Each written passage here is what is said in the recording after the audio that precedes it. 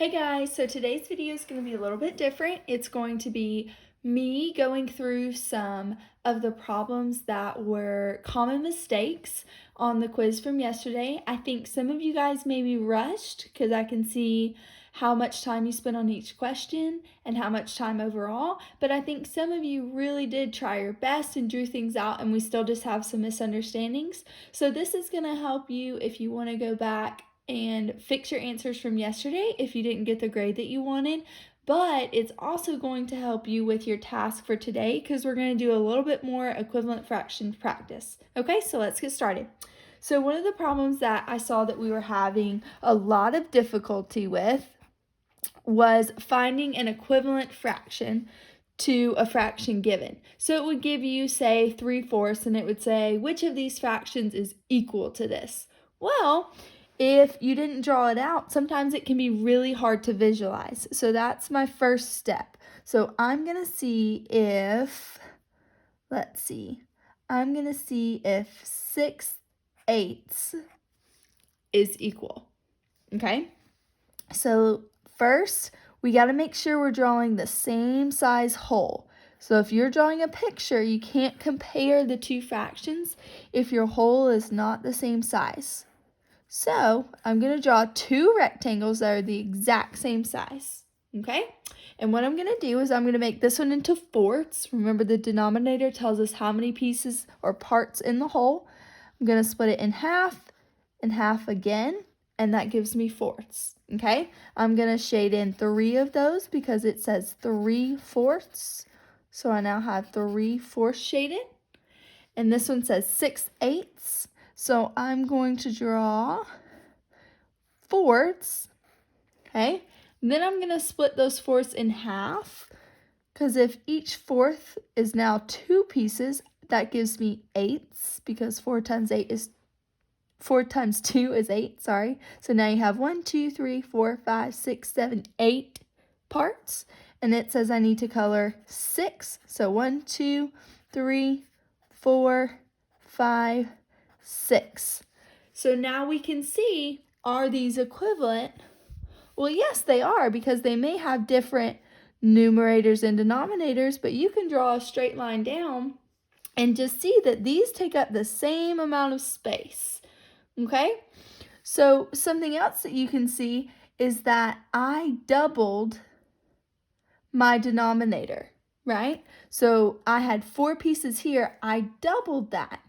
If I doubled the denominator and I also doubled the numerator, that's always going to give me an equivalent fraction, okay? Same as if I tripled it, quadrupled it, it doesn't matter what I'm doing to it as long as I do it to the top and the bottom, okay? So, of course, we would say yes, 3/4 is equal to 6/8. Okay? So the next question that a lot of people got incorrect was a kind of a tricky one, and it talked about 2/3 and 4/16.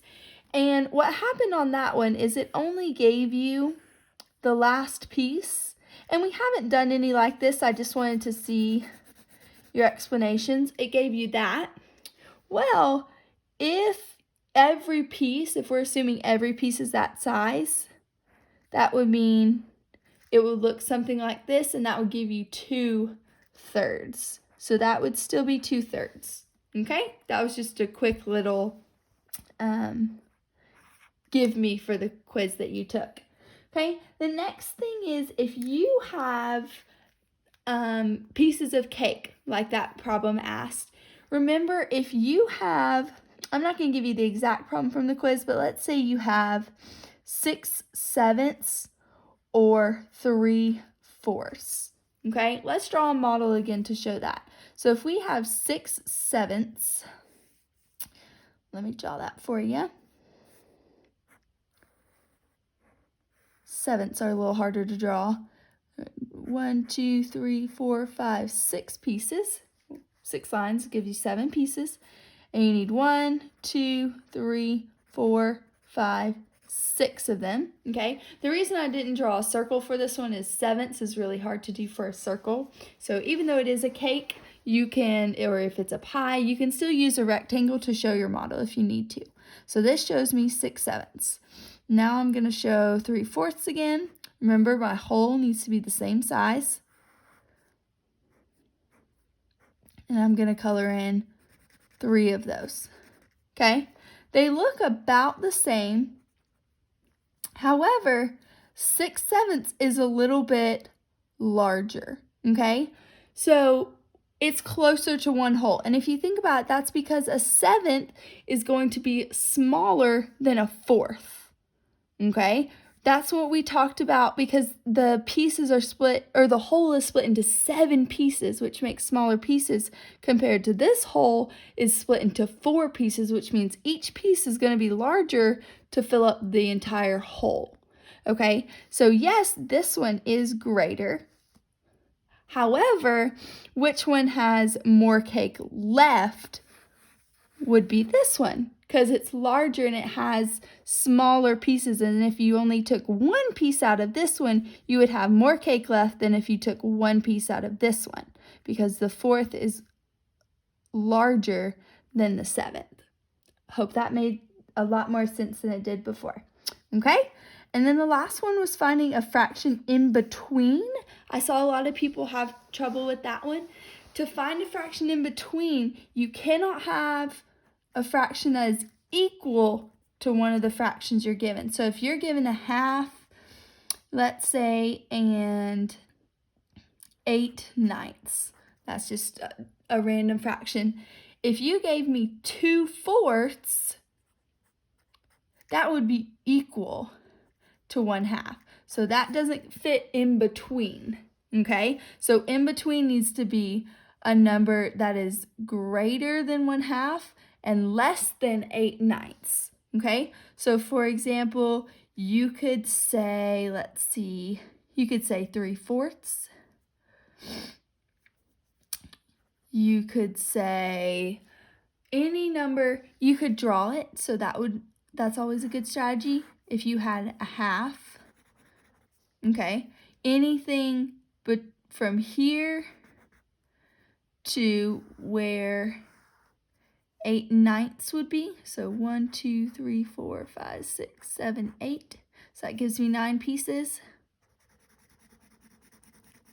So any fraction that would be in between 1/2 and 8/9 is what you're looking for, okay? So I hope that helps a little bit. I'm not going to draw every single option that you could have, okay? But you can know that it can't be one of the numbers given. It has to be in between it, all right? So I hope that helps a little bit. You guys work on your task card questions just like you did for main idea yesterday. And then for your closing for today, I want you to write in the discussion board any questions that you still have for equivalent fractions and if this video helped some. Love you guys. Bye.